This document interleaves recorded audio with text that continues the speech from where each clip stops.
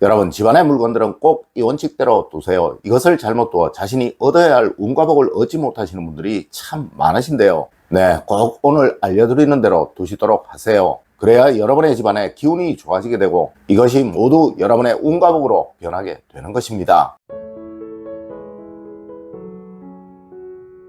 여러분 안녕하세요, 이정민입니다. 여러분, 정말 많은 분들이 그림을 두시는 법을 모릅니다. 식물을 두시는 법을 모릅니다. 아니, 집안에 물건을 제대로 두는 법을 잘 모르신다는 거예요. 하여 여러분은 좋은 기운을 얻을 수 없게 되고 이로 인해 힘든 삶을 살아갈 수밖에 없게 된다는 것이죠. 여러분, 하나의 물건을 두시더라도 꼭 알려드리는 대로 두시도록 하세요. 네, 이것이 집안에 물건을 제대로 두는 법입니다. 첫 번째로, 여러분 항상 용도대로 사용되도록 만들어야 합니다. 여러분, 저는 항상 말씀을 드립니다. 용도대로 사용되는 것은 절대 흉이 되지 않으며 또 용도대로 사용되지 않는 것은 정말 웬만한 것이 아니라면 모두 흉이 된다고 말입니다. 네, 책상은 공부를 위해, 업무를 위해 쓰시고 또 의자는 앉기 위해 사용을 하십시오. 물론 이렇게 말씀을 드리면 에이, 다 그렇지 라고 말씀하시는 분들이 있을 것인데요. 여러분, 지금 한번 돌아보십시오. 아마 분명 여러분의 가정에는 자신의 용도가 아닌 곳에 사용되는 것들이 정말 많을 것입니다. 맞습니다. 이것들 모두 정리하세요.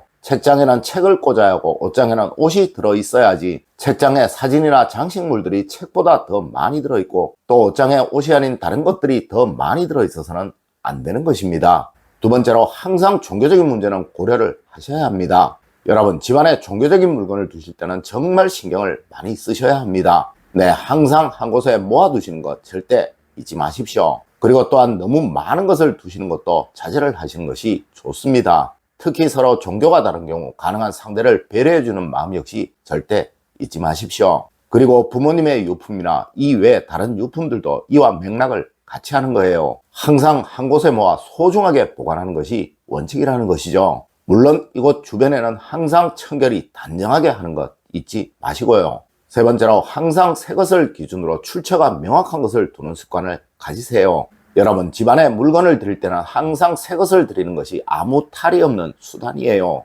하지만 간혹 중고운 물건들이 들어오는 경우가 있을 것입니다. 네, 이런 경우 정말 웬만하면 출처를 알 수 없는 것은 두지 마시고 또 무엇이든 늘 돈을 조금이라도 주고 가지고 오는 습관을 가지십시오. 가능한 공짜로 얻는 것은 집안에 들이지도 마시고 사용하지도 않는 것이 탈이 없는 수단이라는 것이죠. 물론 부모님이나 형제분에게 물건들을 얻을 수도 있을 것입니다. 하지만 여러분, 꼭 아셔야 할 것이 부모님에게 얻는 것은 유산이라고 할 수 있으니 탈이 없는 것이라고 하지만 형제에게 얻는 물건은 그냥 얻는 것이 아니라고 말을 한다는 것이죠. 특히 힘들어하는 형제분의 물건은 절대 그냥 얻지 마시고 일정 부분 항상 대가를 지불하고 가지고 오시는 여러분이 되세요. 네 번째로, 풍수에서는 대문은 무조건 단정해야 하라고 하셨습니다. 여러분, 절대 대문에는 무엇이든 붙여두지 마세요. 이것은 정말 해로운 것입니다. 네, 우리 풍수에서는 대문에 관한 이야기를 정말 많이 하고 있습니다. 맞습니다. 모양부터 크기 그리고 상태까지 아주 상세하게 말을 하고 있다는 것이죠. 대문이 집에 비해 크면 흉하다느니 또 대문이 집에 비해 작으면 환자가 많다느니 라는 식으로 말입니다. 여러분, 이 대문이 바로 현대는 현관문입니다. 절대 현관문에는 무엇이든 걸거나 붙이지 마시고 항상 단정한 원래 상태로 이용하시도록 하세요. 그리고 이곳이 고장나거나 문제가 있으면 제일 먼저 수리하시는 여러분이 되십시오. 네, 그래야 여러분의 가정에는 흉함이 생기지 않게 됩니다. 다섯 번째로, 항상 누구 것인지는 알고 두는 습관을 가지십시오. 여러분, 이는 현대 풍수 인테리어에서는 정말 중요시하고 있는 부분인데요. 아버지의 물건이 자식 방에 많이 들어가 있으면 안 되고 또 자식의 물건이 부모의 방에 많이 들어와 있으면 안 된다고 풍수에서는 말을 한다는 것이죠. 네, 현대의 풍수는 영역 구분을 정말 중요시합니다. 자식의 물건이 부부의 침실에 많으면 부부가 불화하고 또 부모의 물건이 자식 방에 많으면 그 자식이 항상 실패를 달고 산다고 말을 한다는 것이죠. 맞습니다. 항상 자신의 물건은 자신의 영역에 두시는 습관을 가지세요. 그래야 각자의 개성이 잘 발휘가 되고 또 서로 화합하는 가정이 된다는 것이 풍수에서의 논리라는 것입니다. 여섯 번째로, 여러분 절대 벽에는 너무 많이 걸지 마십시오. 여러분, 간혹 벽에 너무 많은 그림들을 걸어둔 가정이 있습니다. 네, 이러함은 과거 일제강점기 시절 일본에서 넘어온 풍습이 마치 우리의 것인 양 변해버린 것인데요. 여러분, 우리 전통 풍수에서는 벽에 무엇이든 많이 걸려 있는 것을 결코 좋다고 말하지 않습니다. 네, 벽은 벽 자체로 있을 때 가장 좋은 거예요. 혹 벽이 너무 썰렁하여 그림이라도 한 점 걸어야겠다 싶으시면 한 방에 하나 정도 거는 것이 가장 좋으며 또 거실에도 하나 정도 거는 것이 가장 좋습니다. 맞습니다. 그림이나 글씨 같은 것들은 풍수에서 정말 강한 기운을 발산하는 것이라고 말을 하고 있는데요. 이것들이 너무 많으면 서로 간에 충돌을 일으켜 오히려 해가 된다고 말을 하고 있다는 것이죠. 여러분, 항상 벽은 단정하게 사용하세요. 그래야 여러분의 가정에는 기에 굴곡이 없으며 또 난포감이 없어지게 됩니다. 7번째로, 여러분 절대 동선의 불편함을 만들지 마십시오. 여러분, 현대 풍수에서 가장 중요하게 생각을 하는 것이 바로 가족들의 동선에 불편함이 없어야 한다는 것입니다. 내 아내가 청소를 하며 불편함이 없어야 하고 또 아내가 돌아다니며 불편함이 없어야 한다고 말을 한다는 것이죠. 여러분, 사람의 동선은 곧 기가 흘러다니는 통로를 말하는 거예요. 내 기의 통로에 막힘이 있거나 부딪힘이 있게 되면 그 기는 강해지고 거세지게 되어 그 가정에 불화나 반목을 만들게 된다는 것입니다. 여러분, 항상 움직이는 길목에 무엇이든 두지 않는 습관을 꼭 가지십시오.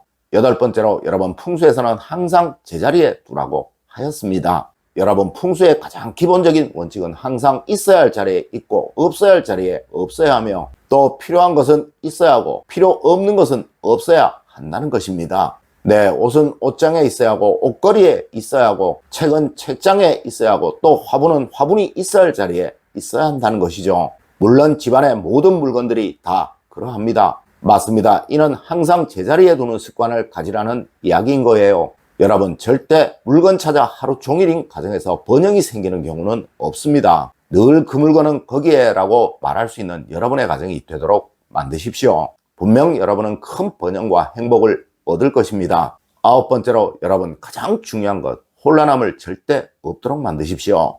여러분, 풍수의 대전제는 무조건 집안에 혼란함과 더러움이 없도록 하는 것입니다. 네, 앉을 자리가 없는 가정에 행복이 생겨나는 경우는 절대 없으며 또 더러움과 불쾌한 냄새가 나는 가정에서 번영이 생겨나는 경우는 절대 없습니다. 여러분, 이는 절대적인 거예요.